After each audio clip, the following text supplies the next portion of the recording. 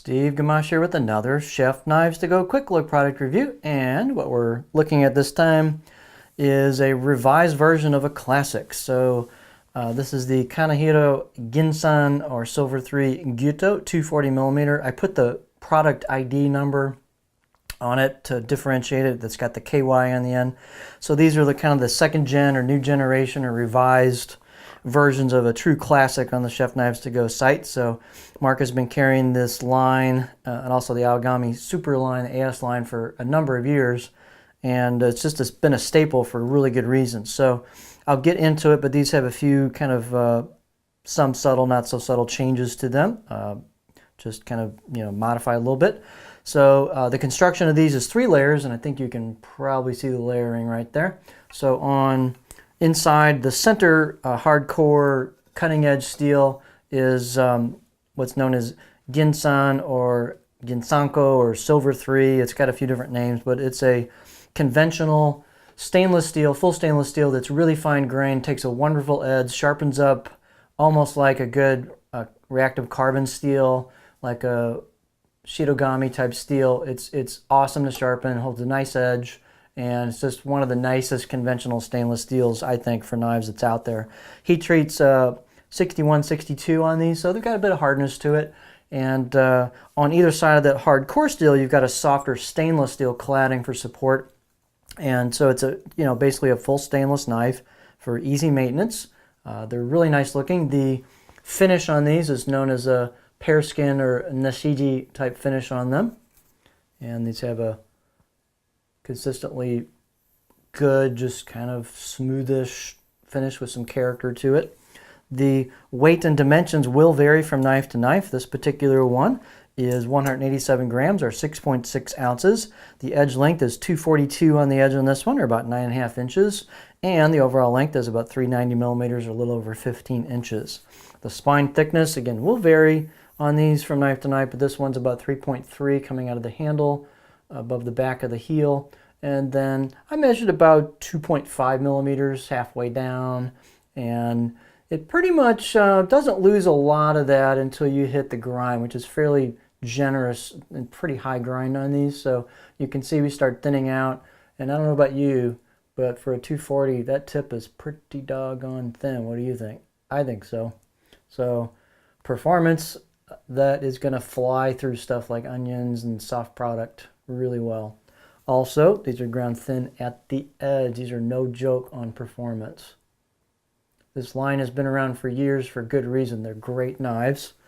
Blade height is pretty generous at 51.5. Again, these will vary a little bit from knife to knife.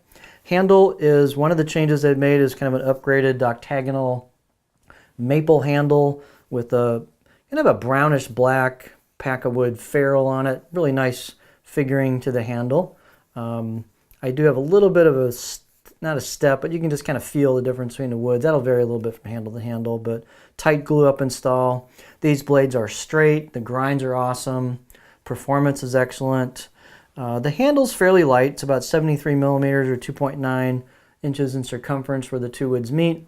And you've got one of the big changes they've made. The old versions had more of a squarish, very small radius transition from the choil into the neck, so much more squared off. This has the more rounded style of choil. Really nice spot for your finger for a pinch grip.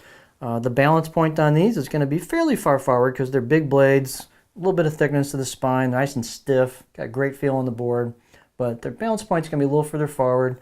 And then so what that's going to do is give you a lot of, like, a little bit of blade forward weight bias to it for some cutting power. So it really feels like you got a piece of steel in your hand. These are just great knives for processing a lot of product. Again, if you're not wanting to get into a reactive carbon steel type of situation, but they're quite stiff, even up towards the tip. They've got a fair amount of stiffness to them. Out of the box edge is a really good 6, maybe 7 out of 10. Nicely crafted edge, quite sharp. There's not really anything you can really say about these negatively. The other change they've made besides the handle and the rounded choil into the neck is the engraving. And the engraving is laser engraving.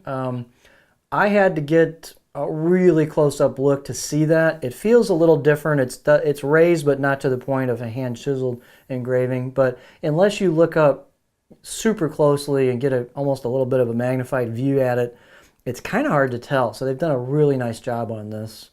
Again, it's not quite the same thing as a full-on hand engraving, but it's well done, it's well executed, and unless you're, just super picky about that, it looks really nice.